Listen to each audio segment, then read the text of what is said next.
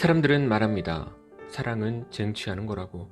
그래서 자신이 마음에 든 사람, 필이 꽂힌 사람에게 앞뒤 가리지 않고 다가가기도 합니다. 그것을 용기라고 표현하죠.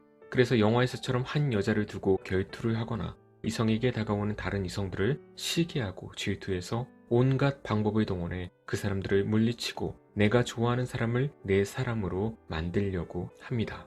이런 것들이 당연한 방법일까요? 여자분의 입장에서는 기분이 좋을지는 몰라도 하나님의 자녀들은 그렇지 않다는 것이죠.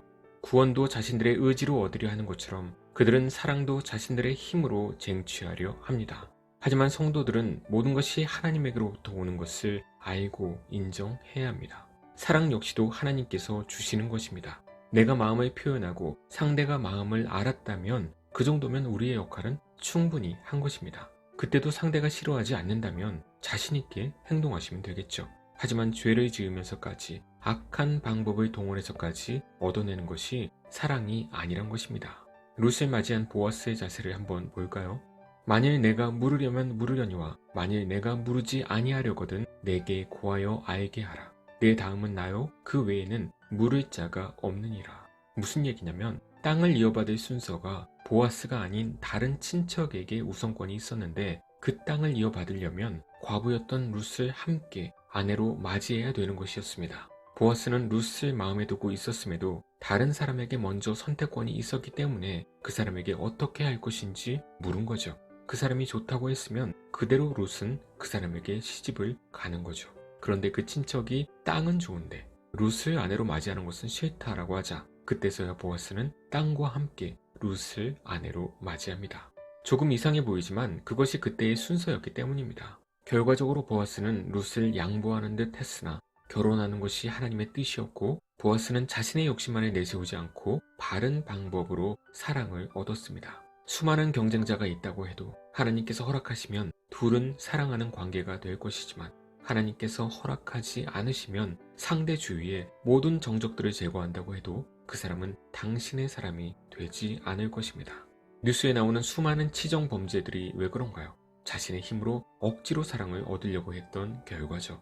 그렇다고 호감도 표현하지 않고 가만히 있으라는 것은 아닙니다. 죄가 되지 않는 한에서 최대한 표현을 해야 되고 또 받아들이는 사람도 여러 사람의 구애가 있다면 중간에서 그런 감정들을 즐기면서 시간만 끄는 것도 바람직하지 않습니다. 하나님께서 사람의 마음도 주관하심을 믿고 나와 상대방이 참된 믿음의 사람이라면 아무리 멋진 불신자가 중간에 끼어들어도 유혹되지 않고 누가 강요하지 않아도 자연스럽게 인연이 될 것입니다. 물론 한쪽이 거짓된 믿음이었다면 불신자에게 가버리겠죠. 그건 어쩔 수 없는 거죠. 이에 보아스가 룻을 맞이하여 아내로 삼고 그에게 들어갔더니 여호와께서 그에게 임신하게 하심으로 그가 아들을 낳은지라. 룻이 낳은 아들 이름이 오벳인데 오벳이 누구일까요? 바로 다윗의 할아버지입니다. 대단하죠? 하나님의 말씀에 순종하며 가정을 이루는 것은 하나님의 은혜를 받고 기쁨이 되는 것입니다. 성경 속의 룻과 리브가 같은 여인들은 결혼 상대 앞에서 빼거나 밀당하거나 뜸들이지 않았어요.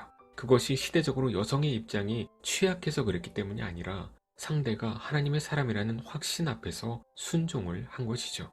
다른 사람을 이용해 질투심 등 감정의 재미를 느끼거나 하는 행위가 계속된다면 그 사람은 오랜 기간 혼자 지내거나 갑돌이와 갑순이처럼 아닌 척하면서 다른 사람과 결혼해 하나님의 은혜도 받지 못하고 슬픈 주인공이 될 것입니다. 심쿵은 잠시뿐이지만 평화는 평생 갑니다. 그런데 이 중요한 사실을 믿음이 없거나 믿음이 연약한 사람은 결혼 전에 잘 모른다는 것이죠.